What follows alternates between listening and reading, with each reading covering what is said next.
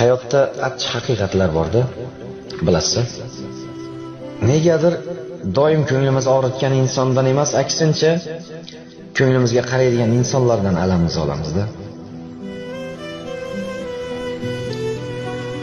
Biz sevgan insonlarga ozor beramiz, lekin sevmagan insonlarga poyandoz bo'lamiz.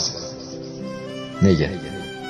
Yaxshi ko'rgan yaqinlarimizga, kasal birodarlarimizga vaqtimiz yo'q, lekin yetti yot begona insonlar bilan oshga har doim vaqt topamiz.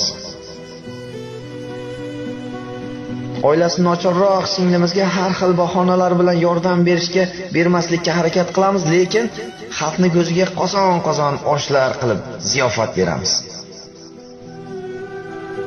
Ota-onamizni haftada bir bora ko'rib kelishga fursat yo'q, lekin ammo ulfatlar bilan o'tirishga har doim vaqt topamiz. Nega?